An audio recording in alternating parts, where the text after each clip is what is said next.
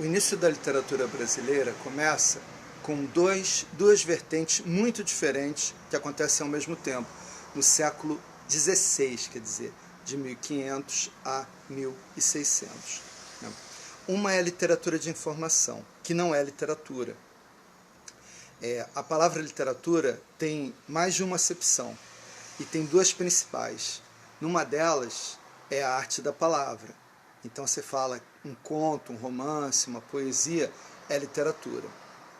A outra acepção é conjunto de textos de uma determinada área. Por exemplo, a literatura psicanalítica estuda as fases do desenvolvimento psicológico do homem. Aí literatura está sendo usada no sentido de conjunto de textos de uma determinada área. Literatura de informação significa o conjunto de textos escritos no século XVI por viajantes europeus, contando nesses textos como era a terra nova descoberta, né, na América, por exemplo, para os europeus, né, descrevendo a geografia, a corografia, que são os rios, o clima, a fauna, a flora e os índios, né? O aspecto humano também, seus costumes, etc. Algumas traziam até ilustrações desenhadas. Nessa época não havia como fotografar nem filmar, então a única forma do europeu conhecer, ele tinha uma curiosidade enorme, eles tinham muita fantasia sobre o Brasil. Existia uma expressão, um mito na verdade, uma lenda, sobre o Rai Brasil. Era um mito celta que existe desde antes de Cristo, há milênios já. E esse mito falava que havia, a oeste da Europa, depois do Oceano Atlântico, do outro lado do Oceano Atlântico, uma ilha gigante de fartura e felicidade. Essa ilha eles chamavam de Rai Brasil ou Ri Brasil, eu não sei como fala em celta. Em inglês o pessoal fala Rai Brasil, porque é HY espaço Brasil. Então a hipótese, na verdade existem duas teorias históricas sobre o nome do Brasil. Uma teria vindo desse mito celta e outra teria vindo do primeiro produto de exportação. Diminui muito o país imaginar que nós trazemos o nome, tanto do país quanto patronímico do povo, de um produto de exportação extrativista, que o português vinha aqui, dava espelhinho para o índio é que coletava aquilo tudo, enchia as caravelas e ele ia embora com aquilo, apenas para obter uma tintura, né, o pigmento de uma tintura. É muito pouco para a grandeza do Brasil. Já o mito celta, de que era a terra que os europeus tanto desejavam, a terra da fartura e da alegria, é um mito muito mais interessante para nós. Existe farta documentação atribuindo esse nome, quer dizer, existe o mito celta, isso não é colocado em dúvida, entendeu? Existem livros, filmes que falam nisso e farta documentação. Em celta, Ri Brasil significa os filhos do cinabre, que é um mineral vermelho, ou os filhos do vermelho. É enigmático, porque o Brasil é vermelho, o cinabre é vermelho, né? E não se sabe de nenhum tipo de intercâmbio na época, porque eles falaram os filhos do cinabre ou os filhos do vermelho, sendo que os índios são chamados de povo vermelho. Então isso é tudo muito misterioso. Mas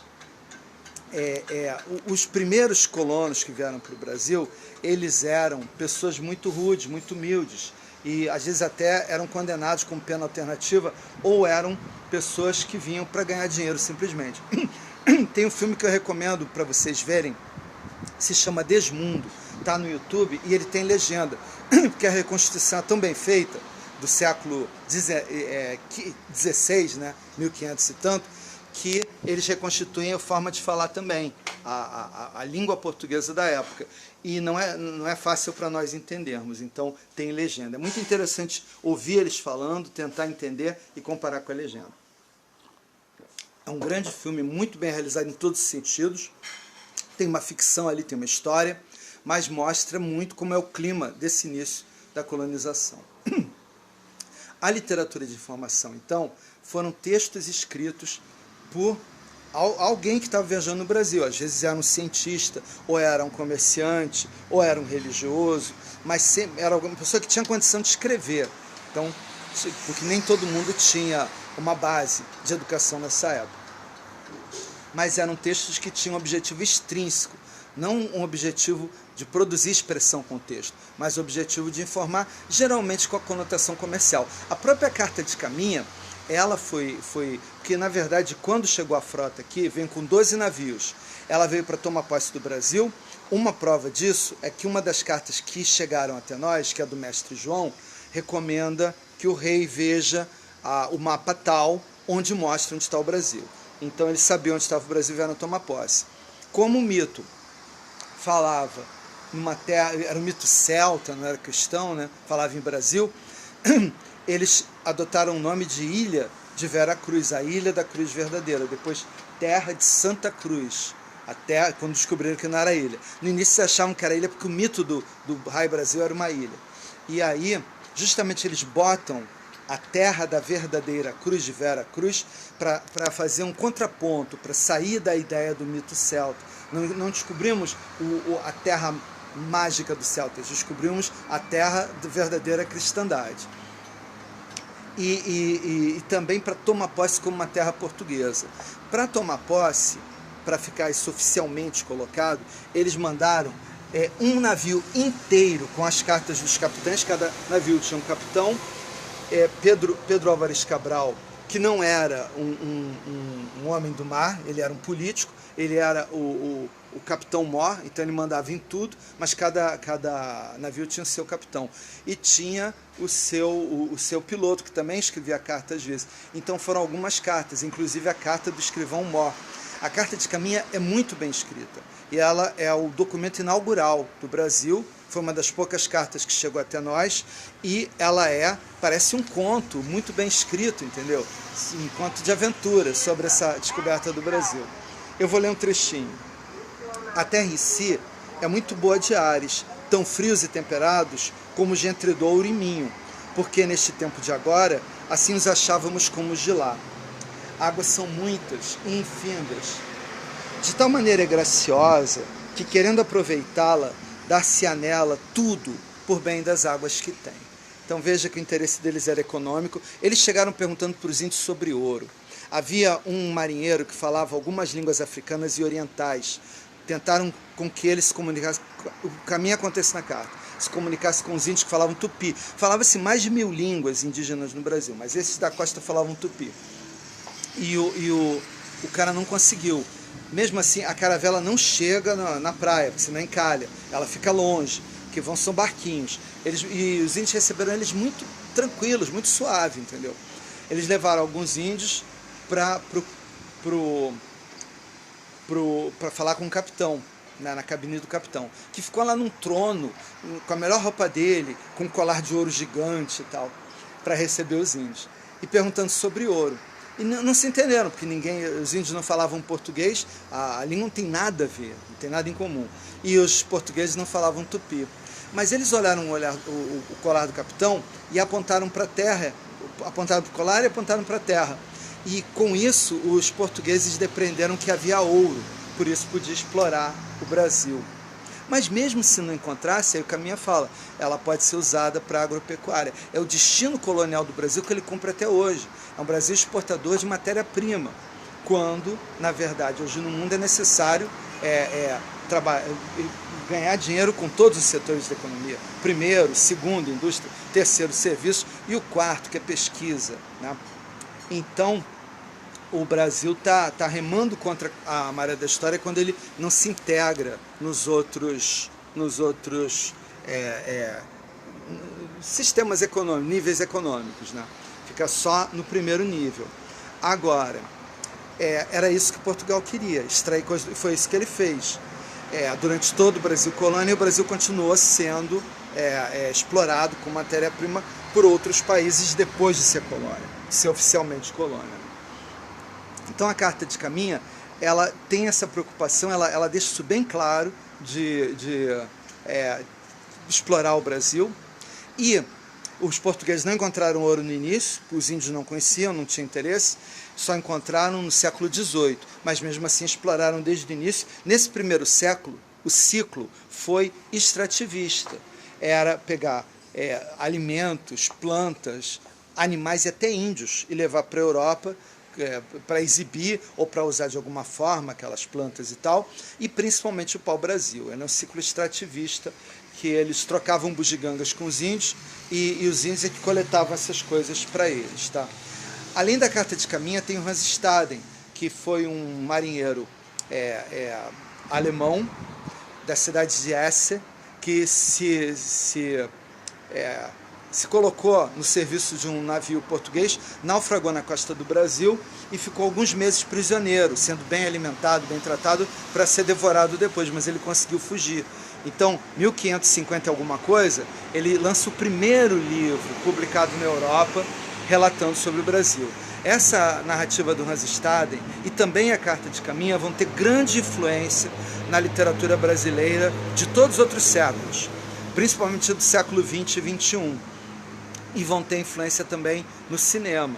A gente pode citar a obra do Oswald de Andrade, a Carta para as Icamiabas, que é uma paródia da Carta de Caminha, do Macunaíma do Mário de Andrade, e também o filme, e tem várias citações na literatura. Ela é um marco da literatura brasileira, porque ela é muito literária também, ela é muito bem escrita, ela é muito emocionante, a Carta de Caminha. E também filmes, como por exemplo Caramuru, que é um poema épico de Santa Rita Durão, da época do Barroco, mas que foi adaptado no estilo pós-moderno pelo Guel Arraes, se não me engano foi o Guel Arraes, para o cinema, para a série de TV Cinema. E é muito interessante, mostra esse início também da colonização. Né? Além da Carta de Caminha do Hans Staden, a Carta de Caminha foi publicada só em 1817, ela foi guardada como segredo de Estado. E depois teve o Pero de Magalhães Gândavo, foi um importante autor da literatura de formação. Dele se destacam o Tratado da Terra do Brasil, de 1570, e a História da Província de Santa Cruz, de 1576. Essa foi editada em 1576, mas o Tratado da Terra do Brasil só foi publicado em 1826. Também temos o diálogo sobre a conversão dos gentios do padre Manuel da Nóbrega, que era jesuíta, mas esse texto é literatura de formação. E temos o Tratado Descritivo do Brasil, de Gabriel Soares de Souza, escrito em 1587 e impresso apenas por volta de 1839. Né? Ao lado disso, a gente teve a literatura dos jesuítas, que metade dela não é literatura, é informativa também, são relatórios que eles escrevem para os superiores. Mas a outra metade é literária. Né? E entre eles houve pelo menos um grande escritor, uma grande figura, que foi o José de Anchieta. Vou ler um trechinho do José de Anchieta para vocês. Primeiro mostrar aqui a gravura. Esse desenho, vamos ver aqui na luz, vamos ver se dá para ver bem. Esse desenho mostra o José de Anchieta, quando ele foi refém numa guerra entre os índios.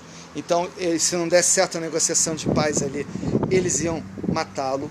E ele, tranquilo, escreveu um poema em latim enorme, é um livro inteiro, de Beata Virgine Maria, o poema sobre a Santa Virgem Maria, que ele guardou de cabeça. Depois houve a pacificação, ele conseguiu pacificar os índios, e ele voltou para o povoado dele e escreveu aquilo, de memória, tudo em latim. E você tem traduzido, você tem em latim traduzido na internet, vale a pena ler. Ele era um gênio, então. E ele era um cara frágil, tinha um problema de coluna, ele andava com bengala. E ele percorreu o Brasil inteiro várias vezes, criando o indianismo, aquilo que os irmãos Vilas Boas faziam no século XX, que é se aproximar, não é antropologia ainda, é um momento anterior, é fazer amizade com os índios, pacificar, começar a fazer uma comunicação com os índios. Era tremendamente perigoso, o índio só conhecia o colono português e o exército português, que vinham para matar e escravizar, não conversavam. Então o índio, quando via um branco, um índio lá da floresta, ele saía atirando flecha, lança e tacando tacape, entendeu? E o José de Anchieta lá, magrinho, com problema de coluna, andando mal e tal, ia lá no meio da selva sozinho e tentava fazer amizade com os índios. Com muita paciência, botava um presente, se escondia, depois ia chegando mais perto, até o índio chegar perto dele. E aí ele descobriu que não havia comunicação possível, um não entendia a língua do outro. A José de Anchieta começa a perguntar as coisas a ensinar palavras em português e aprender palavras em tupi. E ele vai fazer a primeira gramática da língua, o primeiro dicionário e a primeira gramática da língua tupi, que serviu de base para todos os outros. Então Anchieta é o fundador do indianismo no Brasil, da antropologia brasileira, dos estudos de tupinologia da língua tupi, que todas as obras que vieram depois, até porque a língua que Anchieta estudou não é o tupi moderno, o neo-tupi, que é falado na região do Amazonas. É uma língua que a gente tem registrado basicamente na obra dele, e de alguns poucos que vieram depois, mas sempre se baseando nele, né? E ele também criou escolas para ensinar as crianças tupis, porque eles faziam povoados, né, que eram as missões, onde eles protegiam o índio, catequizavam o índio, batizavam as crianças, casavam os adultos, etc., né? Existe um filme também que eu gostaria que vocês vissem, chamado A Missão. A mesma coisa aconteceu no Brasil. Esse do filme aconteceu no Uruguai, mas a missão do Brasil, por exemplo, foi 7 povos das missões, foi a mesma coisa. Ali o índio estava pacificado e cristianizado, trabalhando a terra, vivendo em casas, em família e tal, e protegidos pelos jesuítas que fundavam aquelas missões, né? E aí conviviam ali os jesuítas e os índios. Aí os guerreiros e comerciantes chegavam tentando escravizar os índios, e os jesuítas pegavam em armas e davam armas para os índios para proteger a missão, que era sempre derrotada, como o caso das 7 povos das missões. Mas é uma história muito emocionante que tem no filme. A maior cidade do hemisfério sul do mundo, a 9ª maior cidade do mundo e a maior cidade do hemisfério sul, foi criada pelo padre José de Anchieta. É São Paulo. Quando você vai em São Paulo, em frente ao Teatro Municipal, tem a escola que ele fundou, em frente tem o Marco Zero, que é o lugar da fundação.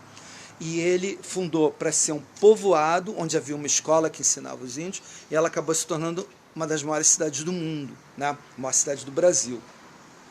E ali, além dele fazer a primeira escola, as primeiras escolas no Brasil, não só ali, em vários lugares, ele também fez o primeiro teatro. Ele escrevia teatro e escrevia poesias líricas. Vou ler lírico religioso, né? Poesias religiosas. Então eu vou ler um trechinho de uma dele. O judeu, ele tinha um sacrifício, a religião judaica, de animais, por exemplo, cordeiro, que eram sacrificados para Deus. Quando Jesus aparece, ele se torna o cordeiro do mundo, porque ele se sacrifica para resgatar o ser humano, em geral, dos pecados. Então ele está falando da Santa Inês, que ela é uma cordeirinha linda que dá luz para o povo, e que o povo folga, quer dizer, fica feliz com a vinda dela. Cordeirinha linda, como folga o povo, porque vossa vinda lhe dá lume novo. Cordeirinha santa de Jesus querida, vossa santa vida o diabo espanta. Por isso vos canta com prazer o povo, porque vossa vinda lhe dá lume novo. Nossa culpa escura fugirá depressa, pois vossa cabeça vem com luz tão pura. Vossa fermosura honra é do povo, porque vossa vinda lhe dá lume novo. É muito bonito, escrito em redondilha menor, 5 sílabas, né? E as peças ele fazia autos, como eu falei na aula passada. Gil Vicente fazia autos humanizados, humanistas, né? Que já traziam a crítica. O José de Anchieta fazia autos no estilo medieval, em que ele usava 7 sílabas, a redondilha maior, e eles eram religiosos e moralizantes. Mas ele fazia trechos em português, trechos em tupi. Usava às vezes também o espanhol, que era muito próximo para o português naquela época, e o latim, porque o latim era a língua religiosa. Então só havia Bíblia em latim nessa época, e só no contexto do cristianismo. E só, quer dizer, existia a Bíblia hebraica lá do judeu, mas o europeu só podia ler a Bíblia toda traduzida em latim. O Antigo Testamento, que é em hebraico, e o Novo, que é em grego koiné, traduzidos em latim. Então, e só os religiosos estudavam latim. Então, aprender pelo menos um pouco de latim para repetir as partes da missa, as falas da missa, as orações, e até mesmo, talvez, ler trechos da Bíblia, né? Então, ele ensinava latim e português pro índio. Como ele viu que não tinha tido ainda a sociedade da disciplina do Foucault, né? que só vai acontecer no final do século XVIII. Não havia corpos dóceis, os curumins e as cunhatãs, as crianças, né, não ficavam quietinhos lá, não queriam aprender, sentados o dia inteiro na cadeira. Ele vai e cria o teatro, no qual os garotos ficam ativos. O índio é super ativo, ele não fica parado, entendeu? Então, no teatro, eles ficam se movendo, mas ficam repetindo as lições através das falas, que são em tupi, mas são também em português e latim. Então, eles vão aprendendo ideias moralizantes, ideias religiosas, trechos religiosos, vidas dos santos, trechos da Bíblia, né, nessas peças. Então, o José de Anchieta foi o fundador do teatro brasileiro. Escreveu as primeiras peças, autos, no estilo medieval, em 7 sílabas, e fazia as encenações. Foi o fundador da escola no Brasil, das escolas, foi o primeiro indianista, o primeiro a pacificar os índios, a fazer o contato, foi o primeiro antropólogo, de certa forma, porque ele estudava. Isso era comum nos jesuítas e beneditinos pela América Latina. Bernardo Sahagún, que estudou muito os índios do México, ele era beneditino, mas isso aconteceu na América inteira, tá? Com religiosos. E o Anchieta foi também um defensor do índio, né? Um gênio da literatura e um fundador de cidade. Fundou a maior cidade do hemisfério sul do planeta.